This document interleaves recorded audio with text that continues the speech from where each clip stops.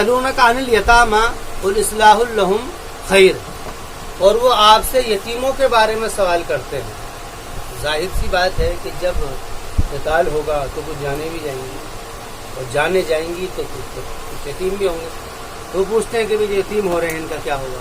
तो फरमा रहे हैं कि आप उनसे, वो सवाल करते हैं आपसे यतीमों के बारे में, तो आप उनसे कहिए, यानी जो भी उनको हरज वाक़ई हुआ है तो वो उनसे पूछते हैं कि भाई उनके मामले में क्या करना चाहिए। तो आप उनसे कहिए कुल इस्लाहुल लहुम, आप उनसे कहिए कि उस इस्लाह है उनके लिए, इस्लाह उनके लिए बेहतर है, इस्लाह उनके लिए बेहतर है। वइन तुखालितुहुम फइख्वानुकुम, और अगर तुम उनसे मुखालत कर लो, यानी कि उनसे तुम मिलजुल लो, तो फइख्वानुकुम, तो वो तुम्हारे भाई हैं, यानी दीन में वो तुम्हारे भाई हैं। देखिए, एक तरीका है इस्लाह का, एक है फसाद का। इस्लाह का तरीका तो ये है कि किसी के काम आना, किसी को भलाई पहुंचाना, और किसी को मतलब हमदर्द बनना किसी। तो कुरान करीम ने कहा है कि अगर तुम उनको अपने साथ में मिला दो, अपने कारोबार में मिला दो, अपने बिजनेस में मिला दो, अपने खानदान का कोई फर्द बना दो, या किसी भी तरीके से कर लो, फरमा रहे अच्छा है। इस्लाहुल लहुम खैर वइन तुखालितुहुम फइख्वानुकुम, फरमा रहे वल्लाहु यअलमुल मुफ्सिदा मिनल मुस्लिह, लेकिन अल्लाह ताला मुफ्सिद को भी जानता है और मुस्लिम को भी जानता है। यानी तुम्हारे मिलाने का मतलब उनका माल हड़प करना था, या तुम्हारा उनको मिलाने का मतलब उनको फायदा पहुंचाना था। इस्लाह फायदा पहुंचाना और मुफ्सिद नुकसान पहुंचाना। फसाद का लफ्ज आ गया, यानी हर्सो नस्ल की हलाकत। कि तुम्हारा मकसद ये तो नहीं था कि उनकी हर्सो नस्ल की मकसद ये हो कि भाई इनको मार के इनका माल हड़प कर लेंगे, या इनके कारोबार के ऊपर हम अपना सिक्का जमा लेंगे, तो ये मकसद तो नहीं था। वलौ शा अल्लाहु, और अगर अल्लाह चाहता लअअनतकुम, तो यकीनन तुमको, यानी कि वो तुमको तंग कर देता। अनत इसके माना है तंग होना, तंग दिल होना, परेशान, यानी ज़हनी एतबार से आदमी डिप्रेशन में आ जाए, इसके लिए लफ्ज़ है। और अगर अल्लाह चाहता तो यकीनन तुमको परेशानी में ला देता। इन्नल्लाह अज़ीज़ुन हकीम, लेकिन बेशक अल्लाह ताला अज़ीज़ुन हकीम है, ज़बरदस्त है, हिकमत वाला है। मतलब क्या है? मतलब ये है, परेशानी में लाने का मतलब ये है कि तुमको ये इख्तियार न देता कि तुम उनको अपना भाई बनाओ, बल्कि तुमसे ये हुक्म देता कि भाई तुम उनकी मदद करो हर तरीके से। लेकिन भाई बनाने से फ़ायदा ये होगा कि दोनों को फ़ायदा हो जाएगा। भाई उसको फ़ायदा ये होगा कि उसका पैसा कारोबार में लग जाएगा, तो उसको फ़ायदा हो जाएगा। इसका फ़ायदा ये होगा कि भाई इसको कारोबार मिल जाएगा, इनका पैसा हो गया, तुम्हारी मेहनत हो गई, इस तरीके से। लेकिन ये सारा का सारा मामला उनकी मर्जी से होगा। लेकिन कुरान करीम ने तजवीज़ दी है, और तजवीज़ देने का मतलब ये है कि वो लोग भी इसको सोचेंगे जो यतीम है कि हाँ भाई हमें भी ऐसा कर लेना चाहिए। लेकिन यतीम सोचेगा कैसे? मतलब तो ये है ना, तो बच्चे हैं भाई, यतीम से वो बच्चे को क्या अकल शो है? भाई चाचा है, किसी का बेचारे का बाप मर गया, उसके पास बहुत प्रॉपर्टी है, अब चाचा क्या करे? तो उसके जो पैसे हैं उसको अपने कारोबार में लगा दे, जिससे उसके पैसे भी बढ़ते रहें और उसे भी फ़ायदा होता रहेगा। ये मेहनत करेगा, इसकी भी कमाई हो जाएगी। और वो बच्चे हैं, वो तो कोई फैसला ही नहीं ले सकते ना, वो तो बच्चे हैं। उसके बारे में कुरान करीम ने कह दिया है कि अगर तुम चाहो तो ऐसा कर लो। वलौ शा अल्लाहु लअअनतकुम इन्नल्लाह अज़ीज़ुन हकीम। अच्छा, अब जो बच्चे यतीम हुए हैं उनकी माएँ बेवा वो हुई, जब बाप मर गया तो माँ बेवा हो गई। तो फरमा रहे कि बेवा होने के अंदर दो चीज़ें हैं। अच्छा, बेवाओं से निकाह करना ये भी बड़ी फजीलत की बात है, लेकिन इस फजीलत के अंदर ये चीज़ देखी जाएगी कि कहीं वो मुशरिका तो ना हो। कुरान करीम ने जो दूसरे निकाह की जो इजाज़त दी है वो इसी ज़िम्न में दी है कि वो औरत बेवा तो नहीं हो गई है, वो औरत बेवा तो नहीं है, या वो औरत के साथ में ऐसा मामला यतीम तो नहीं है। क्यों? क्योंकि उसके ऊपर नीचे कोई नहीं है, उसका कौन ख्याल करेगा? और आमतौर से ये होता है, जो यतीम हो या बेवा हो उसकी फिक्र बहुत कम होती है, और माशरा उसको नहीं कबूल, वो नहीं उसकी फिक्र की जाती। इसके अलावा अगर कुंवारी लड़की होती है, उसके पीछे उसका बाप खड़ा है, उसका भाई खड़ा है, बहुत सारे लोग खड़े हो जाते हैं, रिश्तेदार इलाके महल्ले वाले खड़े हो जाते हैं। तुमने देखा भी होगा, ऑर्गेनाइजेशन चल रही है, बहुत सारी तंजीमें चल रही हैं कि जी हम निकाह कराते हैं, ये लड़कियों का निकाह। लेकिन वो उन्हीं लड़कियों का निकाह कराने जो कि कुंवारी हैं, बेवा है, उनके लिए कोई तंजीम नहीं है, कोई लोग नहीं है, वो ऐसे दरबदर कर रही है। हत्ता के नतीजा ये निकल रहा है कि बहुत सारी कोठे चलाने लगी। ये मामले जो हैं ऐसे ही हुए हैं। तो कुरान करीम ने तजवीज़ दी है, वो इन बेवाओं के लिए दी है, लेकिन उन बेवा के अंदर भी इस चीज़ का ख्याल किया जाएगा कि वो मुशरिका तो ना हो। क्यों? क्योंकि इंसान क्या है, कुछ अखलाकी, भाई ईमान ही असल चीज़ है। क्योंकि पहले हुक्म आ गया है कि अगर तुम उनके फिसलाने से और उनके इस अमल से अगर तुम इस्लाम से फिर गए تو پھر اللہ تعالیٰ تمہارے سارے عمل کو ضائع کر دے گا. بنیادی چیز جو ہے وہ تو اسلام ہے. تو ان سے کہا گیا ہے ان اللہ عزیز الحکیم، اللہ تعالیٰ چاہتا تو تمہیں کیا ہے تنگ کر دیتا، لیکن اللہ نے تم کو اجازت دے دی ہے. اللہ تعالیٰ عزیز ہے. عزیز اس کو کہتے ہیں کہ جس کی طاقت کو کوئی نہ روک سکے، اور حکیم اس کو کہتے ہیں کہ جس کے فعل میں کوئی نقص نہ ہو. عزیز جس کی طاقت میں کوئی نقص نہ ہو، اور حکیم جس کے فعل میں کوئی نقص نہ ہو. جو فیصلہ کر دے اس میں نقص نہیں نکالتا، اور اس کی طاقت میں ذرہ برابر بھی کمی نہیں آ سکتی. ساری دنیا لڑ جائے سب ختم ہو جائے گی. تو یہ بات دے دی. اس لیے یہ ان سے کہا گیا ہے کہ اللہ تعالیٰ عزیز ہے، کبھی تم ایسا مت کرنا کہ ان کے مال کھا جانا، اور حکیم بھی ہے، جو اس نے کہہ دیا ہے کرنے کے لیے اس میں فائدہ ہوگا دونوں کا. یہ ہے مطلب ان اللہ عزیز الحکیم. کیونکہ عام طور سے ایسا ہوتا ہے کہ اگر کسی کمزور کو سہارا دیا جاتا ہے تو اس میں بڑا فائدہ ہوتا ہے دوستوں.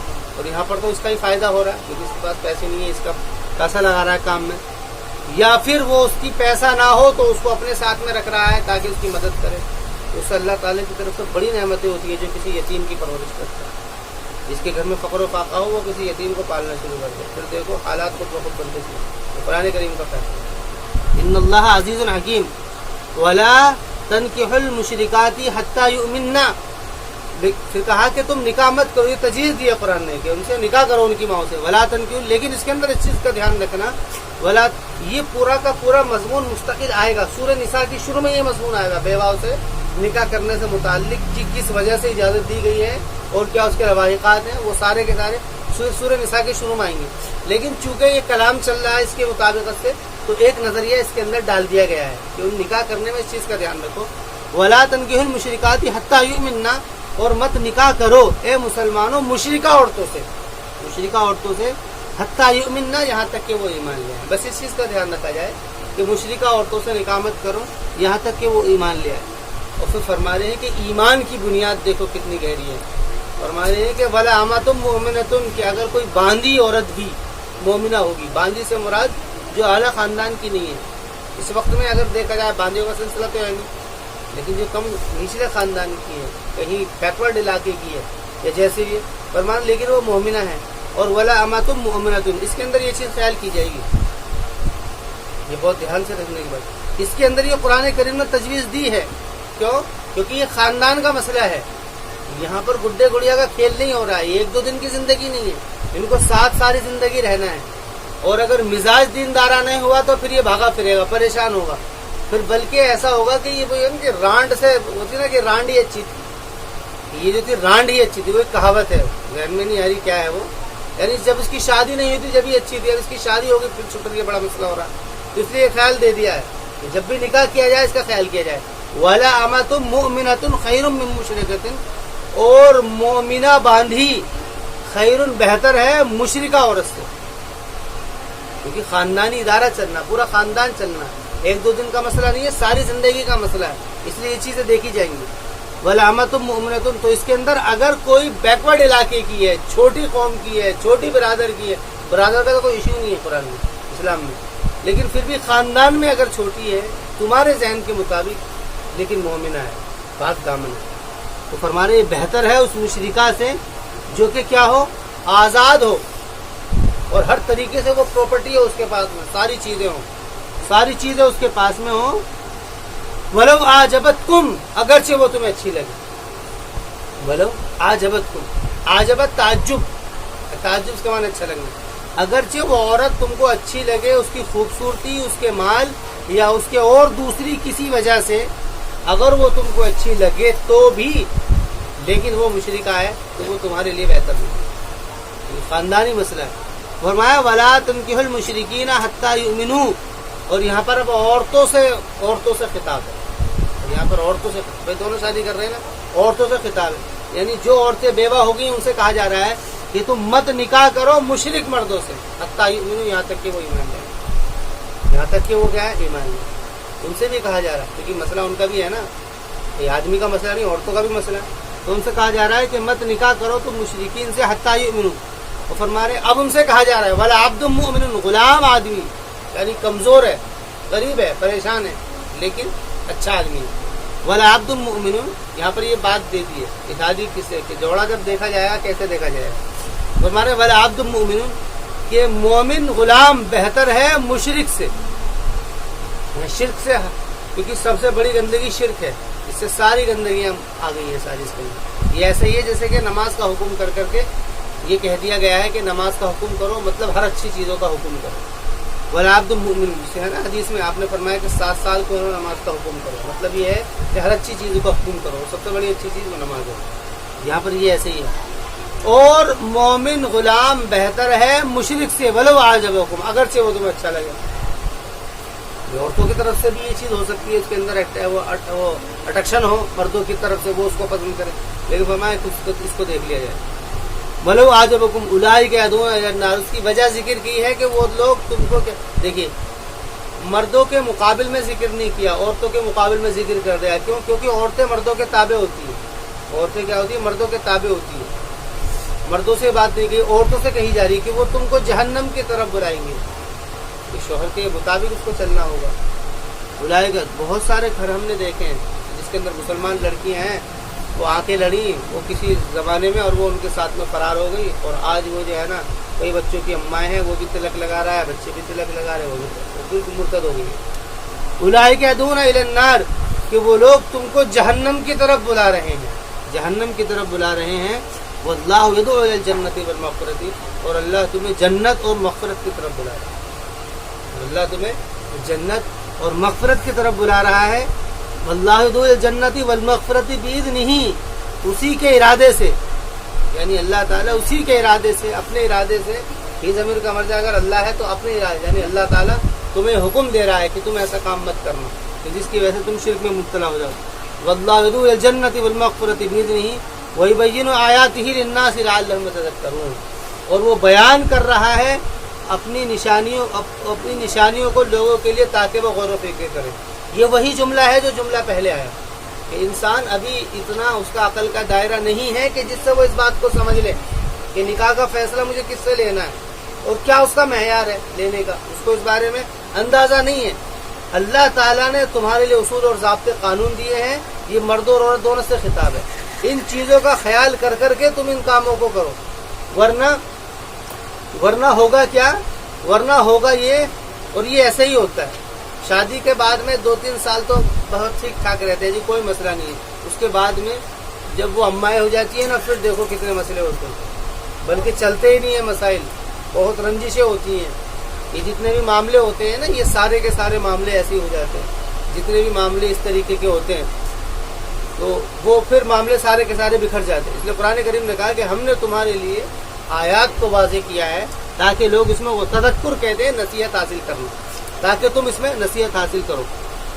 وَيَسْأَلُونَكَ عَنِ الْمَحِيضِ، اب وہ تم، کیونکہ نکاح سے متعلق حکم چل رہا ہے، نکاح سے متعلق حکم چل رہا ہے تو اسی لیے اس کے اندر ایک وہ حالت ہے عورتوں کے ساتھ میں ہوتی ہے حیض والی، اس کے بارے میں سوال کیا۔ وَيَسْأَلُونَكَ عَنِ الْمَحِيضِ، یعنی وہ آپ سے حیض کے بارے میں سوال کرتے ہیں، یعنی اس حالت میں کیا کیا جائے۔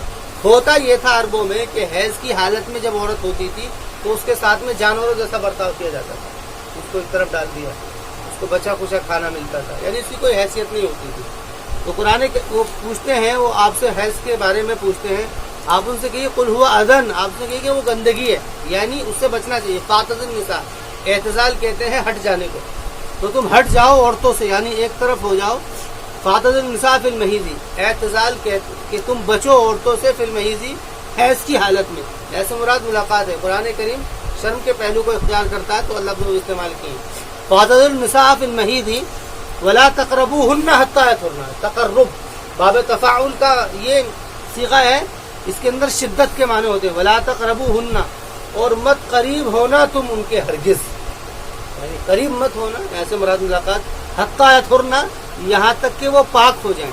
پاک ہونے سے مراد یہ ہے کہ وہ جو ان کی مدت ہے وہ ختم ہو جائے۔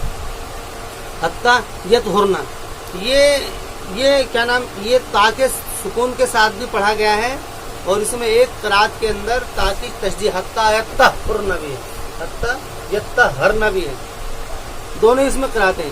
فإذا تطهرن، اور جب وہ پاک ہو جائیں، دیکھیں یہاں پر حتى يطهرن ہے، یہاں پر حتى تطهرن، یہاں پر جو ہے شدت ہے اور یہاں پر تخفیف ہے، یا تشدید ہے یا تخفیف ہے،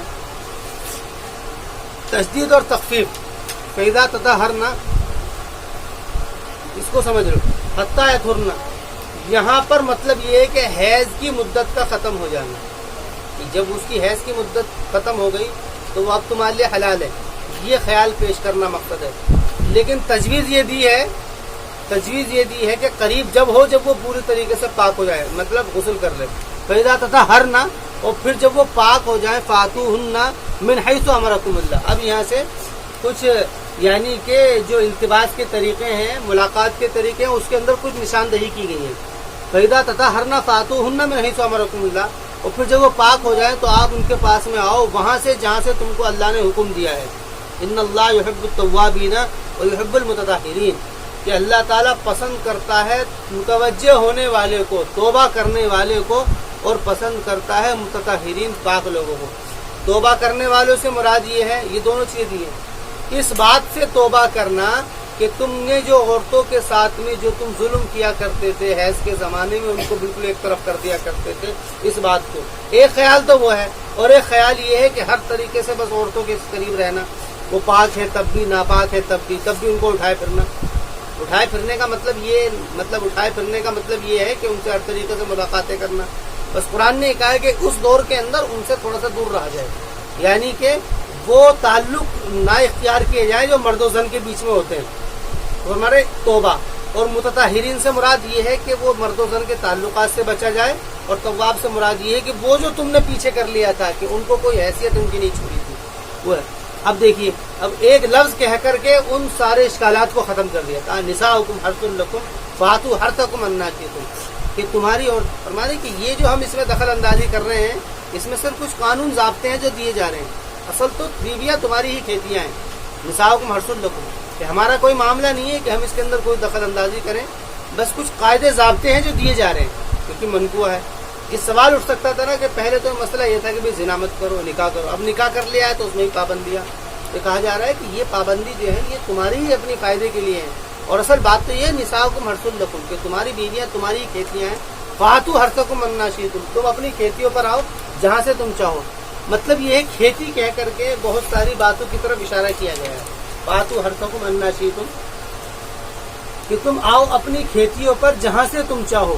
کھیتیوں سے مراد یہ ہے کیونکہ کھیتی کے اندر کیا ہوتا ہے، آدمی اپنے بیج کو ضائع نہیں کرتا ہے، اور اسی طریقے سے اس کا دھیان رکھتا ہے، اور ہر طریقے سے اس کے اندر سارے اس کے ارادے اختیار کو دیکھتا ہے، اس کی سینچائی کرتا ہے، بہت سارے کام کرتا ہے، کیونکہ وہاں سے انسان کی اولاد کا مسئلہ ہے۔ اللہ رب العزت نے اولاد کا نظام جو ہے وہ اسی طریقے سے چلایا ہے۔ تو جیسے انسان اپنی پیداوار کی کوشش کرتا ہے، وہ دیکھتا ہے کہ اس کی کھیتی خراب نہ ہو، تو اسی طریقے سے وہ ان ساری چیزوں کا خیال کرے، تو وہ ایسی ہی عورت کو تلاش کرے کہ جس سے کیا نام ہے اس کی جو آنے والی نسل ہے، اولاد جو ہے وہ بھی نیک ہو۔ یا اس کے علاوہ اور اگر یہ خیال ہے، یہ بھی خیال اس کے اندر ہے، اور یہ بھی خیال ہے کہ ملاقات کے اندر اس چیز کا بس دھیان رکھا جائے۔ فاتوا حرثکم انا شئتم وقدموا لانفسکم، اور تم آؤ، وقدموا لانفسکم، اور تم آگے کر لو اپنے لیے۔ اس میں دیکھیے ایک بات یہ ہے کہ یہود جو تھے بیویوں سے ملاقات کرتے تھے پیچھے کی طرف سے، تو اس میں وہ یہ کہا کرتے تھے کہ بھئی اس طریقے سے تو ملنے سے اولاد جو ہوگی وہ احول سے مراد یہ ہے یعنی کہ اس کے اندر کوئی نقص ہوگا، کہ یہ اولاد جو ہوگی اس کے اندر کوئی نقص ہو سکتا ہے، اندھی ہو سکتی ہے، لنگڑی ہو سکتی ہے، کالی پہلی ایسی ہو سکتی ہے۔ تو قرآن کریم نے اس کو ختم کیا کہ فرمایا کہ وہ تمہاری بیویاں ہیں۔ البتہ یہ ہے کہ اس چیز کو دیکھا جائے گا کہ جب بھی ملاقات ہوگی وہ قبول میں ہوگی، دبر سے بچا جائے گا، لیکن طریقہ کوئی سا بھی ہو سکتا ہے۔ اس طرح انا شئتم وقدموا لانفسکم واتقوا اللہ، اور تم آگے کر لو اپنے لیے، آگے کر لو اپنے لیے، مطلب کیا ہے، عمل صالح۔ اس سے مراد کیا ہے، آگے کر لو اپنے لیے، مطلب یہ دیکھ لو کہ جب بھی تم بیویوں سے بھی اگر ملاقات کر رہے ہو تو اس کے اندر بھی اس چیز کا خیال رکھنا چاہیے کہ اس کے اندر بھی دیکھنا چاہیے کہ اللہ کا کیا حکم ہے، ان ساری چیزوں کو دیکھنا چاہیے۔ واتقوا اللہ، اور تم اللہ سے ڈرو، اللہ تعالیٰ سے ڈرو، یعنی ہر حال میں اللہ سے ڈرنا ہے۔ ایسا نہیں ہے کہ آدمی کو اختیار دے دیا ہے وہ جو چاہے کرتا رہے، اللہ سے ڈرو۔ واتقوا اللہ واعلموا انکم ملاقوہ، اور تم جان لو اس بات کو کہ تم اللہ سے ملاقات کرو گے۔ ملاقات سے وہ پہلو زیادہ واضح ہوتا ہے ملنے کا، کہ تم اللہ تعالیٰ سے ملاقات کرو گے، وبشر المؤمنین، اور خوشخبری دے دیجیے ایمان والوں کو، یعنی ایمان والوں کو خوشخبری اس بات کی دینی ہے کہ جب تمہاری اللہ سے ملاقات ہوگی تو تمہارے لیے اجر ہے۔ وَلَا تَجْعَلُوا اللَّهَ عُرْضَةً لِإِيمَانِكُمْ أَن تَبَرُّوا وَتَتَّقُوا وَتُصْلِحُوا بَيْنَ النَّاسِ وَاللَّهُ سَمِيعٌ عَلِيمٌ۔ اچھا، اس کے اندر ایک پہلو اور ہوتا تھا کہ قسمیں کھا لیا جاتی تھی۔ قسمیں کیسے کھائی جاتی تھی؟ بیوی سے کوئی بات خراب ہو گئی، کیونکہ اب پہلو تھوڑا سا نکاح سے متعلق تھا تو اس کے کچھ احکامات چل دیے ہیں۔ قسمیں کھا لی، کوئی بات پر بات خراب ہو گئی تو قسمیں کھا لی کہ میں قسم کھاتا ہوں تیرے پاس کبھی نہیں آؤں گا، بیوی سے قسم کھا لی، یعنی اسے دور جانے کی بات کر دی، تو اس کو کہا ہے کہ مت بناؤ تم اللہ تعالیٰ کو عرضہ، عرضہ کہتے ہیں رکاوٹ، ایمانکم اپنی قسم کے لیے، یعنی اس بات سے کہ شوہر بیوی کے قریب جانے سے اس بات کو قسم کو رکاوٹ نہ بنائے۔ مطلب یہ ہے کہ اگر تم نے ایسی قسم کھا لی ہے ایسے موقع پر تو اس قسم کو توڑ دو، قسم کو توڑ دو۔ کیوں تم آپسی تعلقات کی وجہ سے اور آپس میں اس معاملے کو کیوں خراب کر رہے ہو؟ اس کو قسم کو توڑو۔ وَلَا تَجْعَلُوا اللَّهَ، اور مت بناؤ تم اللہ تعالیٰ کو رکاوٹ اپنی قسموں کے لیے، ان تبروا، اس بات سے کہ تم نیکی کرو اور تقویٰ کرو اور صلح کرو۔ دیکھیے یہ تین ہی پہلو ہیں جو اخلاق کو گھیر لیتے ہیں، بر اور تقویٰ اور صلح۔ بر کہتے ہیں ایفائے حق کو، حق کا پورا کرنا، ماں باپ کا حق پورا کرنا، رشتہ داروں کا، یعنی ان کے ساتھ میں احسان کا برتاؤ کرنا، رشتہ داروں کے ساتھ میں، اعزاء اقربا کے سارے میں۔ اور تقویٰ، تقویٰ سے مراد وہ احکامات ہیں جو حقوق اللہ سے متعلق ہیں، مثلا عبادات ہیں، اللہ تعالیٰ کے ہوئے عبادات ہیں، اللہ کے جو احکامات ہیں وہ مراد ہے۔ اور صلح، اور صلح جو ہے یہ معاشرے سے متعلق ہے، معاشرے سے۔ پہلا والا حق سے متعلق ہے، دوسرا والا اللہ کے حق سے متعلق ہے، اور تیسرا والا معاشرے سے متعلق ہے۔ یہی تین چیزیں ہیں۔ تو فرما رہے ہیں کہ تم اس بات سے تم رکاوٹ مت بناؤ کہ تم لوگوں کے ساتھ میں بر کرو، یعنی لوگوں کے ساتھ میں تم ان کے وعدے حق پورے کرو، اس سے تم رک بن کہ بیوی کا ایک حق ہے اس کے پاس جایا جائے، اب تم نے قسم کھا لی ہے کہ میں تیرے پاس نہیں آؤں گا، ایسا کیوں کر رہے ہو؟ وَتَتَّقُوا، اور اس بات سے کہ اللہ تعالیٰ نے تم کو اجازت دی تھی اس بات کی کہ تم بیوی کے پاس جا سکتے ہو، تم اس سے رکے۔ اور اس سے کیا ہوگا؟ جب آدمی بیوی کے پاس سے جانے سے رکے گا تو معاشرے کے اندر بھی کچھ گڑبڑ ہوگی۔ معاشرے کے اندر کیسے گڑبڑ ہوگی؟ اس کا طریقہ یہ ہے کہ جب بیوی کے قریب نہیں ہوگا تو بھائی ایسے تو ہوتا ہے کہ جن شوہر، دیکھیے جہاں جہاں پر بھی طلاق کا نظام نہیں ہے، سمجھنے کی چیز ہے، جہاں جہاں پر بھی طلاق کا نظام نہیں ہے وہاں پر یہی کچھ ہو رہا ہے۔ وہاں کیا ہو رہا ہے؟ وہاں یہ ہو رہا ہے کہ بیوی کے پاس جاتا نہیں ہے اور طلاق دیتا نہیں ہے۔ اس کا مطلب یہ ہوتا ہے کہ بیوی دوسرے مردوں سے تعلق اختیار کرتی ہے، یہ کسی اور کی بیوی سے کرتا ہے، پھر وہ سارا معاشرہ خراب ہوتا ہے، پھر تمہیں قتل و قتال ہوتے ہیں۔ کسی بھی مذہب کے اندر طلاق کا آپشن نہیں ہے سوائے اسلام، کسی مذہب کے اندر نہیں۔ اسلام نے نکاح کی بنیاد ہی اس بات پر رکھی ہے، محبت کی بنیاد پر۔ محبت قائم ہے رہو، محبت نہیں قائم ہے دیکھو، کوشش کرو۔ اور وہ ایسا ہی نہیں ہے۔ سورہ نساء کے اندر یہ تفصیلی بیان ہے، اس بیان کو سورہ نساء میں ہی سمجھیں گے، وہاں پر بہت تفصیل سے مضمون ہے۔ تو لیکن خیال وہی ہے، خیال وہی پیش کیا جا رہا ہے۔ وَتُصْلِحُوا بَيْنَ النَّاسِ، کہ تم، واللہ سمیع علیم، اور اللہ تعالیٰ سننے والا ہے، جاننے والا ہے، یعنی اللہ تعالیٰ جانتا ہے کہ تم نے کس وجہ سے قسمیں کھا رکھی ہیں، بیوی کے قریب نہ جانے۔ اب یہاں سے ساری قسمیں آ گئی ہیں، یہ بھی قسم ہو سکتی ہے، لیکن یہاں پر جو مضمون ہے وہ یہی ہے، واللہ سمیع علیم۔ لا یؤاخذکم اللہ باللغو فی ایمانکم، اور فرما رہے کہ اللہ تعالیٰ تم کو تمہارے لغو قسم کی وجہ سے نہیں پکڑے گا، وہ تم کو، یعنی وہ قسمیں جو کہ تم جو کھا لیتے ہیں عام طور سے، جو ہوتی ہے لغو قسمیں ہوتی ہیں نا، بہت ساری زبانوں پر قسمیں ہوتی ہیں، کہ ان کی وجہ سے ولیکن یؤاخذکم، لیکن اللہ تعالیٰ تم کو پکڑے گا اس قسم سے جس کو تمہارے دلوں نے کمایا ہو۔ ایک تو وہ ہے زبان طور سے اگر اختیار کے نکل جاتی ہے، البتہ کہا گیا ہے کہ قسم کھانے سے بچنا چاہیے، لیکن کسی کی عادت ہوگی اس کو چاہے بچے لیکن اس کے اوپر پکڑ نہیں ہے۔ لیکن جو آدمی دل سے کسی بات کے اوپر قسم کھا رہا ہے، فرمانے کس کے اوپر اللہ تعالیٰ تم کو پکڑے گا۔ واللہ غفور حلیم، اور اللہ تعالیٰ معاف کرنے والا ہے، کس طور پر؟ جو تم نے لغو قسم کھائی ہے۔ اور حلیم بردبار ہے۔ بردبار کا مطلب یہ ہوتا ہے کہ جو فیصلے جو ہوتا ہے وہ سمجھداری کے جو فیصلے لیتا ہے اس کو حلیم کہا جاتا ہے۔ للذین یؤلون من نسائہم، اب وہی بات آ گئی، ایلا اسی کو کہا جاتا ہے، ایلا کہتے ہیں بیوی سے قسم کھا لینا کہ بھی میں خدا کی قسم میں تیرے قریب نہیں ہوں. پیچھے وہ قسم کا مضمون آیا تھا. فرمایا للذین یؤلون من نسائہم، وہ لوگ جو کہ ایلا کرتے ہیں اپنی بیویوں سے، مطلب یہی بات اختلاف کرنا، دور ہو جانا.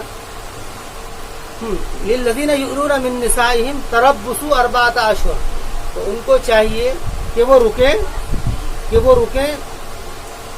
تربص 4 اشہر، کہ وہ چاہیے کہ رکیں 4 اشہر 4 مہینے. للذین یؤلون من نسائہم، کہ وہ لوگ جو کہ ایلا کر لیں اپنی عورتوں سے، تو ان عورتوں کو چاہیے کہ وہ 4 مہینے انتظار کریں. عورتیں 4 مہینے تک انتظار کریں. ہو سکتا ہے وہ اب آ جائے، لیکن جب 4 مہینے ہو جائیں فَإِن فَاءُوا، پھر اگر وہ لوٹ جائیں، فَاءَ اس کے معنی آتے پلٹنا، فَاءَ پلٹنا. فَإِن فَاءُوا، اگر وہ پلٹ جائیں، فَإِنَّ اللَّهَ غَفُورٌ رَحِيمٌ، تو اللہ تعالیٰ معاف کرنے والا ہے اور رحم کرنے والا ہے. معاف کرنے والا اس وجہ سے کہ وہ دور پھر رہا، اور رحم کرنے والا ہے یعنی کہ ان کے اس لوٹنے کی وجہ سے پھر اللہ تعالیٰ ان کے انعامات میں اضافہ کرے گا. فَإِن فَاءُوا فَإِنَّ اللَّهَ غَفُورٌ رَحِيمٌ.